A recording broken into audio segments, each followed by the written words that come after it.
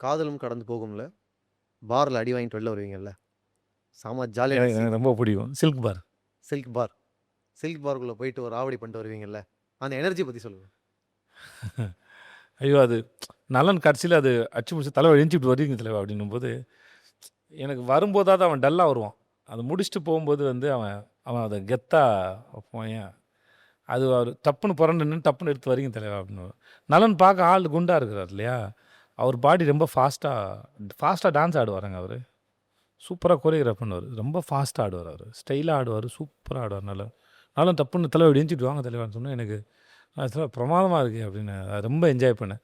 வரும்போது மெல்ல இன்னொருத்தர் வாயிலேருந்து சிகரெட் எடுத்துட்டு வர்றது. தட் இஸ் அது ஒரு பியூட்டிஃபுல்லான இடம்.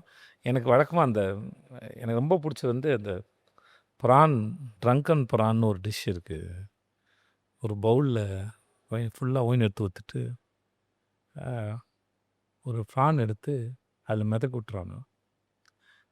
அதுவும் தண்ணி நெனச்சு ஃபுல்லா குடிச்சு மட்டையாயிடும். அப்புறம் தலைவர் எடுத்து எண்ணெயில போட்டு வறுத்தெடுத்து சாப்பிட்டா எப்படி இருக்குன்னு தெரியுமா? அப்படின்னு. எனக்கு ரொம்ப பிடிக்கும் அது. எனக்கு அந்த சீன் ரொம்ப ரசிச்சு ரொம்ப ரசிச்சேன். அதில வந்து அவன் அவன் கோவம் வரா மாரி கையெல்லாம் தூக்குவான். ஆக்சுவலா அதில கோவமே தெரியாது. வெறும் லவ் மட்டுமா தெரியும். எனக்குமே அது எப்படி நடந்ததுன்னே தெரியாது. அது பாட்டுக்கு வந்துச்சு. அந்த சீன் ரொம்ப பிடிக்கும். அப்புறம் மணிகண்டன் இருக்கான் இல்லையா? நானும் அவனும் வந்து இந்த கடைசியில கொலை பண்ண போம்போது, நான் ரொம்ப ரசிச்சேன் அது. திடீர்னு நான் பிசஸ்ட்டு வந்துட்டேன்னு சொல்லிட்டு வரும்போது அவன் நான் இன்னைக்கு ரேடியோல சொன்னாங்க, மழை வரும்ன்னு சொன்னாங்க. அதான் நான் அப்படின்னா, ஐயோ! நம்ம ஒரு குழந்தைய கூட்டு போறோமே அப்படின்னு அந்த ரியலைசேஷன் ஆவறது இருக்குல்ல. அ எதுக்கு அது குழந்தை அது. நான் கொலை பண்ணி குடுத்தேன்னா, கையில குடுத்தேன்னா, அது போய் ஒத்துக்கும் அப்படிங்கிறபோது வந்து, ஐயோ! அப்படின்னு இவனுக்கு ரொம்ப பெரிய அக்கறை வந்துரும். அந்த சீன்ல எனக்கு இன்ன வரைக்கும் ரெக்ரெட் ஒண்ணு இருக்கு. ஏன்னா, நான் பிஜு விஸ்வநாத் சார்ட்ட அந்த படம் பார்க்க சொல்லியிருந்தேன். ஆரஞ்சு மிட்டாய் டைரக்டர். அவர் படம் பார்த்துட்டு சொன்னாரு, "விஜய் அந்த சீன் வந்து எனக்கு நீ உன் கடந்த காலத்தோட பேசுற மாரி இருக்கு. It's like you are talking to yourself, your past" அப்படின்னாரு. நான் வந்து, "ஐயோ! சார் எனக்கு அன்னைக்கு இது தோணாம போயிடுச்சு சார்" அப்படின்னு. மேபி ஏதாவது கிடைச்சிருக்கலாம்.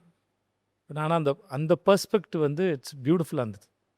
இப்ப நான் வந்து இன்னொரு பையன என்ன போல ஆயிடாம காப்பாத்துறேன்னு அந்த சீன் இருந்தது. ஓகே. அது ஒரு லேயர். அது ஒரு லேயர். அதுதான் நான் அப்ரோச் பண்ணது.